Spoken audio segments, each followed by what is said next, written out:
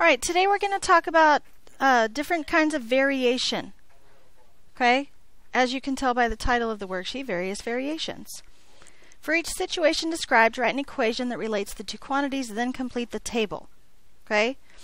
A square with the side length x units has a perimeter of y units.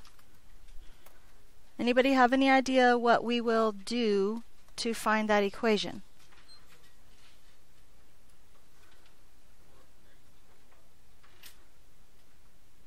And why do you think it's that?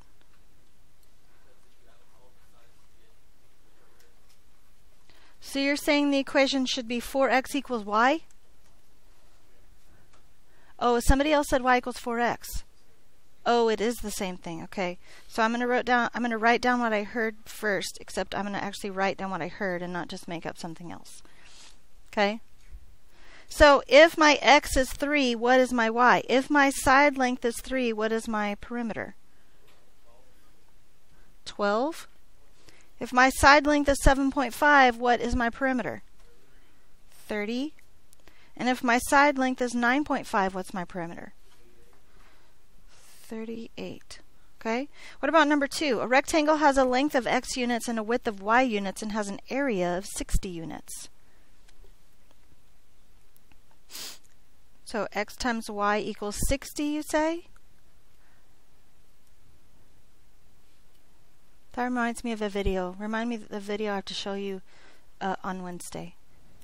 If I start to show you another one, tell me, no, we want to see the brothers. Raspini? Sure. Raspini brothers. Okay, so if the length is x, right? The length is x, and you know that the area is 60. What's y? And how did you figure that out? 60 divided by 4? Okay. So what about if x is 8? If the side length is 8, what's the width? 7.5. If the side length is 12, what is the length? Or the width, excuse me. 5? Okay.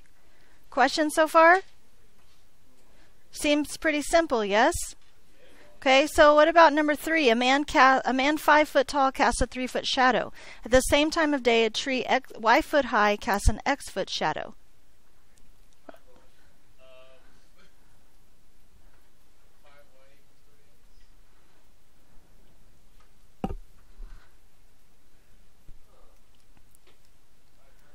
Why wouldn't it be 5y equals 3x?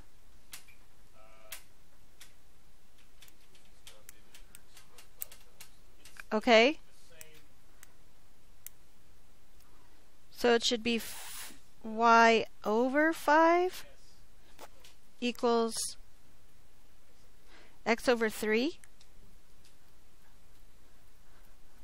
Okay.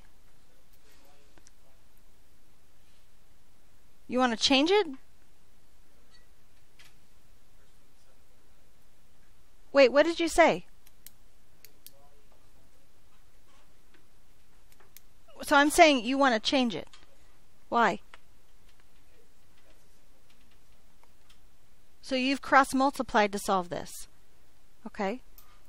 So you want to say 3y equals 5x. Do these mean different things? No.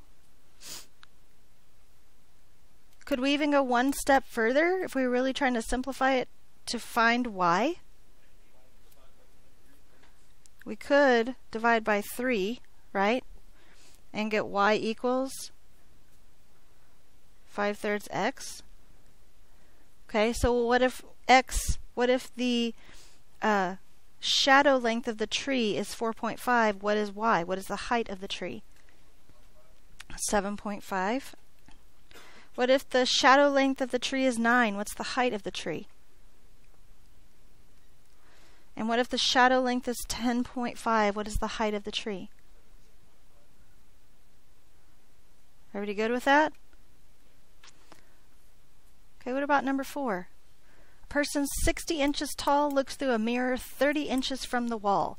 If she is x inches away, how far y up the wall can she see? What do you want to start with?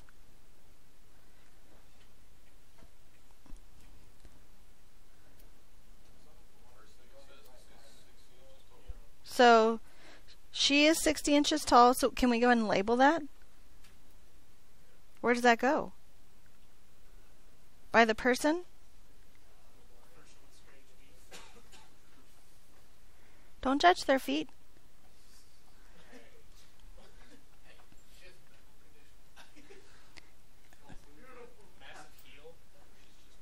So what do you want to write for the equation? And where are you getting that? Is that how we compare similar triangles? Do you guys see similar triangles here? Okay, so how do we compare similar triangles? With a proportion, don't we? Okay, so what do we write for our proportion? 60 over y equals x over 30. Is this what you want to go with? Is this the easiest kind of equation to solve? Jesse, you don't have to be so angry at me. No. Okay. Yx equals 180 is what I heard. That's close. It should be 1800. Okay. So should we go one more step or should we leave it here? Okay. If we go one more, what are we going? So we're dividing both sides by x then and getting y equals 1800 over x. Okay, so if the distance from the mirror to the person is 20, what is y? 90. 90 what? Just to get technical, 90 what? Inches, right? Okay, if she's 40 feet away from the mirror. 45 and 60 inches? 30. Okay, so far? For X people to travel, the cost Y in dollars of renting a bus is $7.50 per person.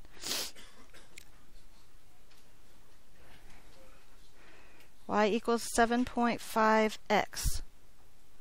So if X is 10, Y is 75. If X is 25,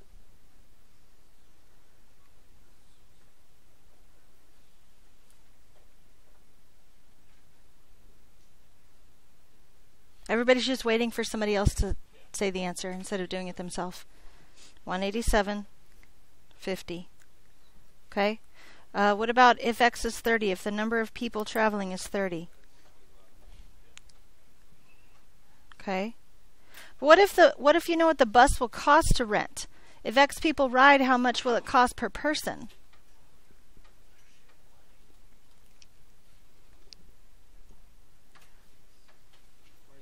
$180 equals what? XY? Okay. Should we solve that for Y? Okay, that's fine. We don't have to. If X is 8, what is Y?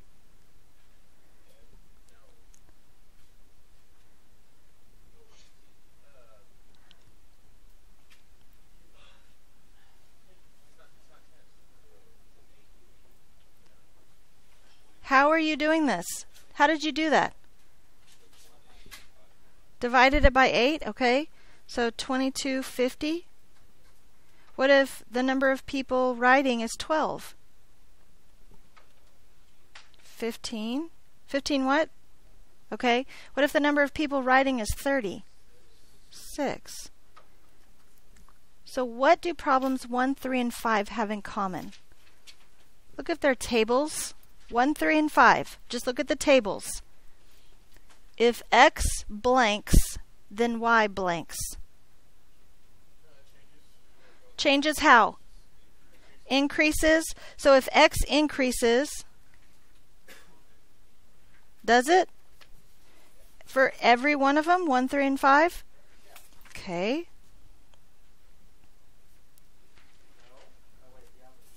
So what about 2, 4, and 6? What do they have in common?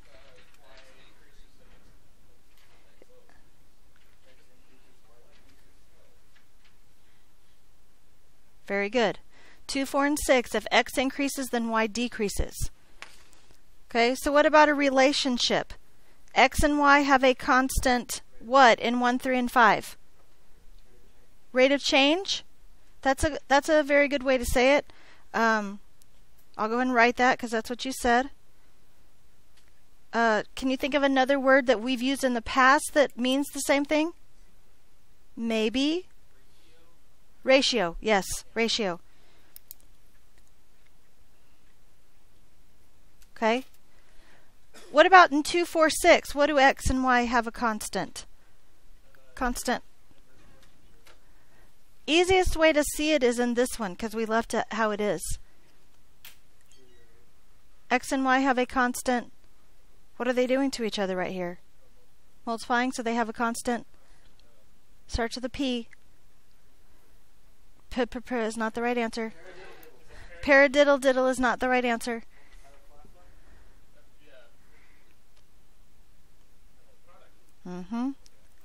Product. So the equations, like a general form of these kind of equations in problems 1, 3, and 5 would be y equals what?